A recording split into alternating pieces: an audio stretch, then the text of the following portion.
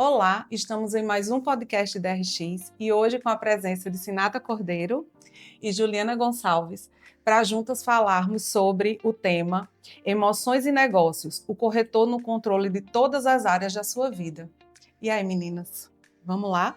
O que é que temos para falar sobre isso e enriquecer os nossos corretores com a experiência de vocês? Vamos embora. Tem muita história. Tem história, né, Sinata? Quer começar, Sinata? Vamos lá. O que é que eu vejo nessa área, né? Nós que atuamos nessa área como corretor de imóveis, mercado imobiliário, é uma área que acontece muita coisa ao mesmo tempo, né? E o corretor de imóveis, ele acaba tendo vários desafios e a gente tem que buscar um equilíbrio, né? O equilíbrio mental, o equilíbrio no trabalho, na família. Então, muitas vezes a gente desequilibra e tem que buscar ter essa organização para poder seguir, porque isso vai ajudar muito mais nos negócios. Com certeza. Eu vejo a necessidade rápida desse equilíbrio. A gente, quando fala equilíbrio dos corretores, a gente fala de equilíbrio emocional. E não tem como falar de equilíbrio emocional sem falar da própria inteligência emocional, que é a inteligência onde vai trabalhar justamente essa autoconsciência, essa autogestão das emoções. Não tem como você autogerir as suas emoções se você não reconhece aquela emoção. Então é muito importante você entender que a inteligência emocional é a sua habilidade de perceber, compreender, porque às vezes você percebe, mas não compreende. Vamos dar um exemplo aqui. Faz de conta que nós três somos de uma imobiliária, vamos criar essa imobiliária agora. E aí tem uma quarta pessoa da equipe, que o nome dela é Ana. A gente combinou de fazer uma corrida hoje pela manhã para trabalhar o nosso físico. Todo mundo aqui marcou de 5h30 de estar na frente lá da praia para correr. Ana resolveu amanhecer o dia pegando no celular, ficou no banheiro, quem procura acha. Foi olhar fotos, viu a foto do ex-namorado com a melhor amiga. Aquilo ali, ela sentiu uma emoção muito forte, mas ela não conseguiu nomear aquela emoção, perdeu a corrida, nós três corremos só, caminhamos uma parte, depois corremos, e ela perdeu essa oportunidade. E aí chegou para trabalhar nessa imobiliária com aquela emoção ali dentro dela, sem nomear. E aquilo ali atrapalha todo o dia dela. Ou seja, muita gente fala assim, a gente tem que separar a vida pessoal de profissional. Não tem como. Mas a gente é um ser sistêmico que não tem como separar a vida pessoal e profissional. O que é que a gente precisa? Gerir melhor as nossas emoções. No caso de Ana, não conseguiu gerir e aí atrapalhou, tratou mal o cliente queria falar com ela de forma desordenada, falou, não deu informação, chegou um cliente de um outro corretor que trabalha conosco, ela tratou mal, então ela não se conectou com reunião, ou seja, o dia todo dela foi desordenado por conta da má gestão naquela área da vida dela, na área do pessoal, que ela terminou levando. Então, assim, as nossas emoções, elas estão o tempo todo impactando todas as áreas da vida. Então, é muito importante a gente ter a autoconsciência para poder a gente gerir. Então, no caso dela, ela não teve a autoconsciência, então não teve como ela gerir. Ela já chegou toda desordenada. E aí, a importância de se trabalhar essa inteligência emocional para poder a gente equilibrar todas as áreas da vida, porque está tudo interligado, não existe, eu vou apertar o botão do pessoal e eu vou apertar o botão do profissional. E o corretor de imóveis hoje, ele vive uma volatilidade muito grande na profissão dele. É uma profissão que quem atuou em 2020 está atuando agora totalmente diferente. Quem atuou em 2017 estamos já entrando em 2026, uma realidade totalmente diferente. Então ele tem que estar se capacitando, estudando o mercado, se atualizando e entendendo o que é que ele precisa desenvolver dentro da realidade atual do mercado dele, né? Então, assim, a vulnerabilidade, você se mostrar vulnerável, se mostrar, ter humildade para aprender, porque a gente nunca sabe de tudo, né? Diante dessa nova realidade, onde é que eu preciso melhorar, né? Quais são as habilidades que, de fato, eu preciso ter dessa inteligência emocional, porque além da autoconsciência, autogestão, tem as habilidades com o outro. Isso aí é habilidade eu comigo mesmo. Só que só eu ter isso não é suficiente. Por quê?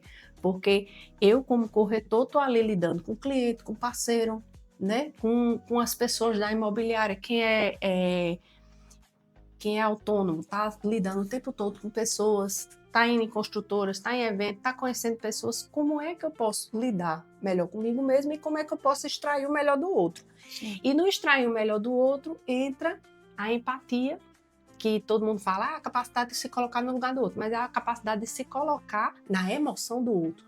Como é que eu, dentro daquela emoção do outro, consigo extrair o melhor para essa negociação? Porque a gente não tem como mudar o outro.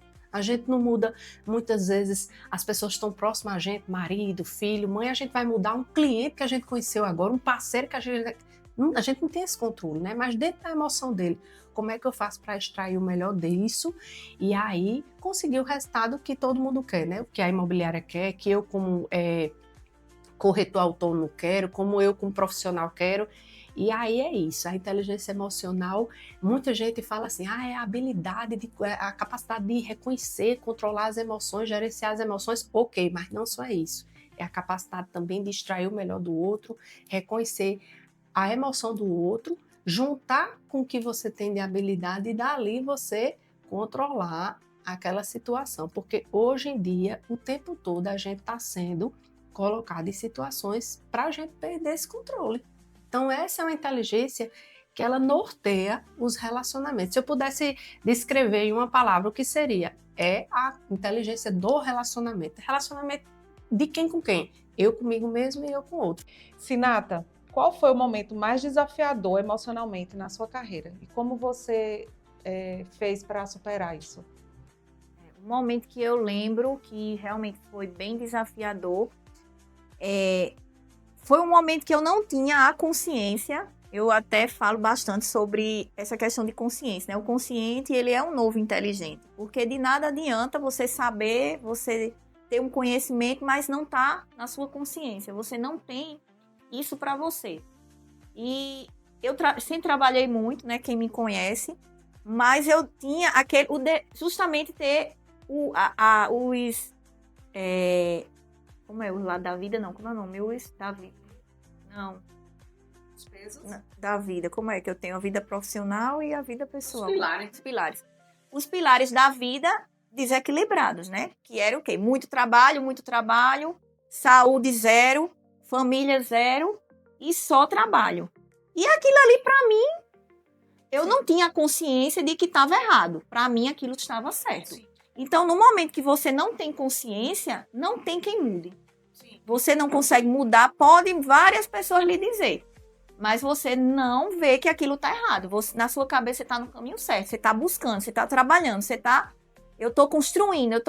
Só que isso daí acaba sendo prejudicial. Eu acho que tem um tempo, ele pode ter um período, mas não pode ser a regra. Ela pode ser uma exceção, mas não pode ser a regra. Então, nesse sentido de ser a exceção e não ser a regra, eu estava totalmente desequilibrada. Então, quando eu parei, caí em mim e gerei essa consciência, né? Gerou essa consciência, foi quando eu comecei a cuidar da saúde, me preocupar mais com a família. Tenho muito que melhorar ainda, mas hoje eu tenho essa consciência dessa necessidade. E quando você tem essa consciência dessa necessidade, você está sempre buscando. Você vai estar se policiando.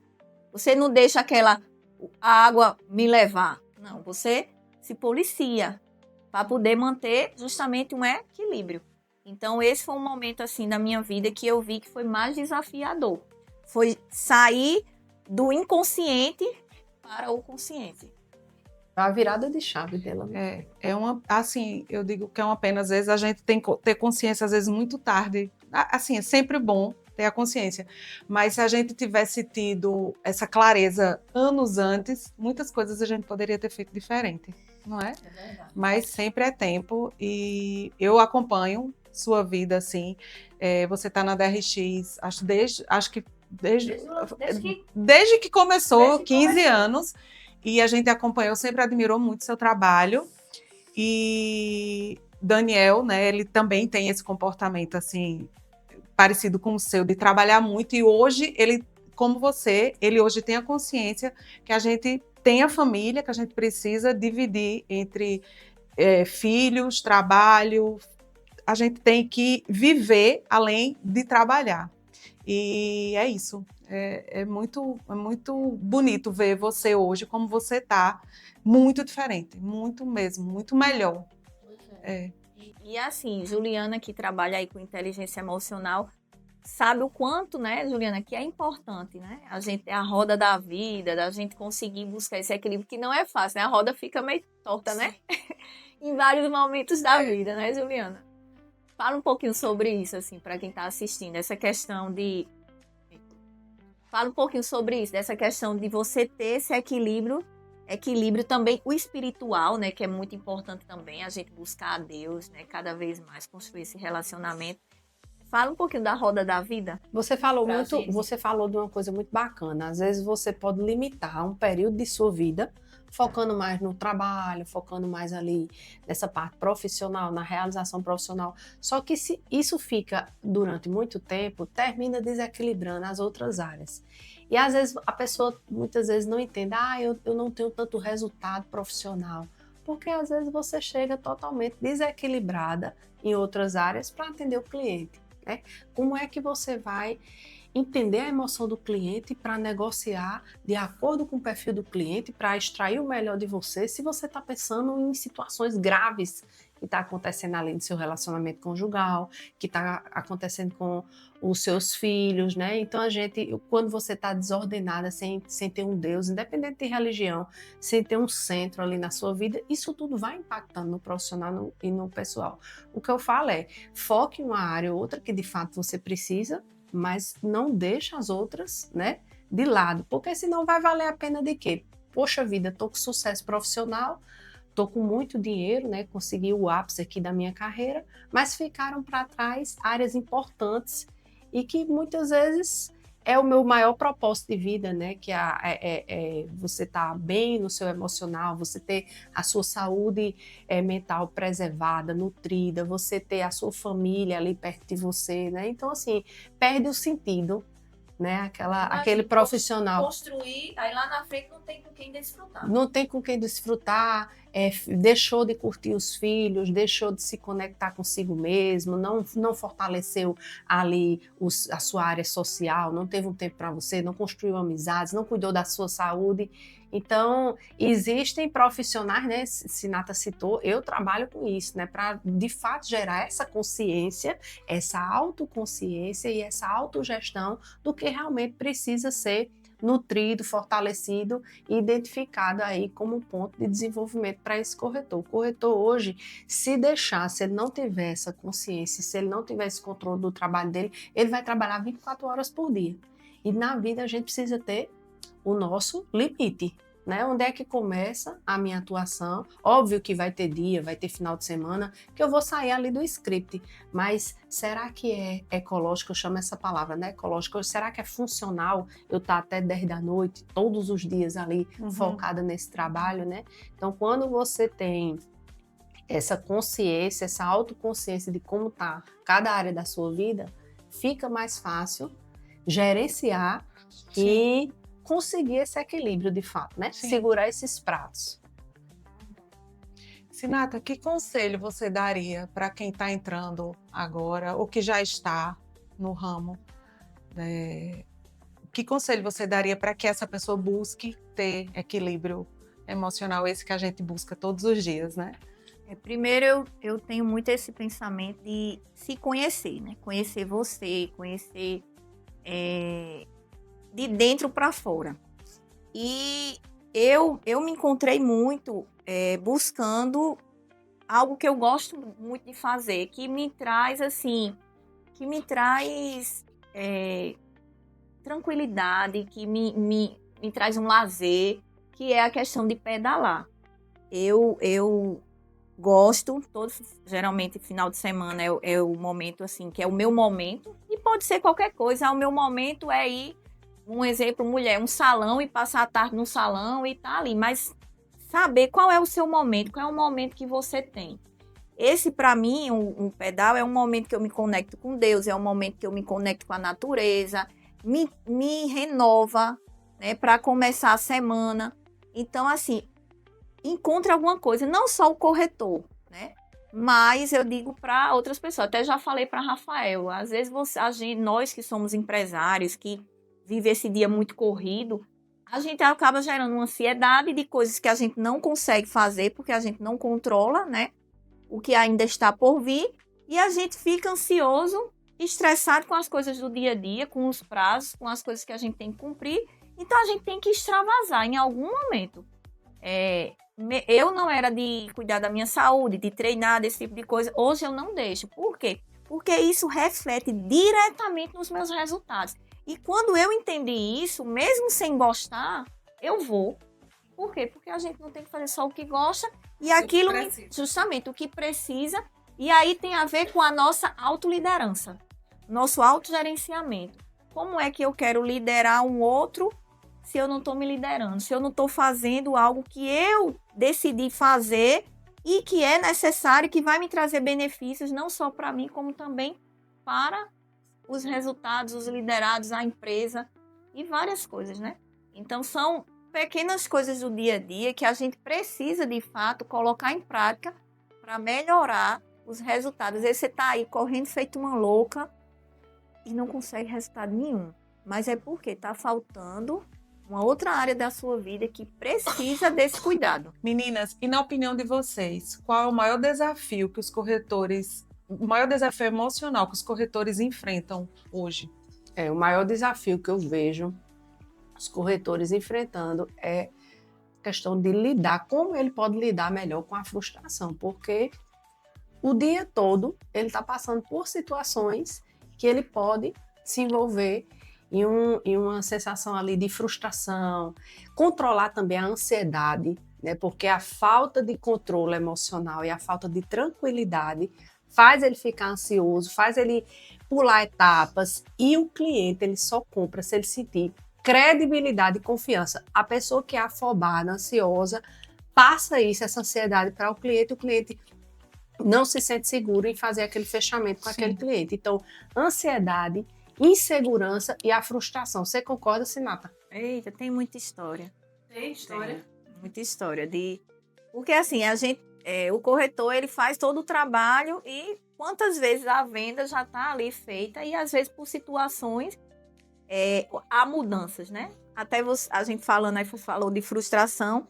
Essa semana mesmo a gente fechando uma venda, uma parceria com uma corretora do mercado, e o cliente, o proprietário, disse: eu vendo o apartamento, estava inclusive para vender. Só que ele só queria fechar o negócio se ele encontrasse um outro que atendesse a ele. Nessa situação, ele não encontrou. Então, o que é que aconteceu? Ele disse que não ia vender o imóvel. Essa corretora ficou transtornada. Então, assim, ela não soube lidar com aquela situação, que é algo que sai do nosso controle. Aí queria falar comigo, disse que ia botar na justiça, uma confusão danada. Eu disse: mas isso foge do nosso controle. A gente não controla o outro. A gente não controla, não tem encontrado um imóvel para ele. Então, assim, a gente tem que entender o outro lado, que ele tinha essa necessidade. Então, é realmente lidar com esse tipo de frustração, que são várias, isso aqui é só uma situação, é realmente um desafio diário mesmo. E a questão da ansiedade, né, Fabiana? Que a gente vê também, né, o corretor, né? A questão da venda, né? São várias situações do dia a dia do corretor que não é fácil, minha gente. Ele tem que estar treinado para receber o não, porque o não faz parte da vida dele, né? Então, a mentalidade dele é entender que, mesmo estando tudo certo, ainda pode ter o não. Pois é. Às vezes, ele coloca ali uma expectativa, questão do alinhamento das expectativas nas negociações também faz a pessoa baixar a ansiedade e, de fato, se sentir menos frustrado ao longo ali da jornada para poder ter o sucesso no final. Juliana, uma dica prática para que os corretores consigam equilibrar as emoções. Primeira coisa, acordar bem, né? Acordar bem, com bons hábitos, como Sinata falou, a importância da atividade física, mas se conectar com o seu Deus, né? Se conectar com o espiritual, se conectar com si mesmo. Eu falo muito que outra coisa que atrapalha o corretor hoje é a falta de presença. As pessoas estão muito pensando no que vai acontecer, no que aconteceu. Então, não estão ali no aqui e no agora. Como é que eu faço para ativar a minha presença, Juliana? Tendo um momento para você mesma, prestando atenção na sua respiração. Hoje em dia tem aí as técnicas de mindfulness, de meditação.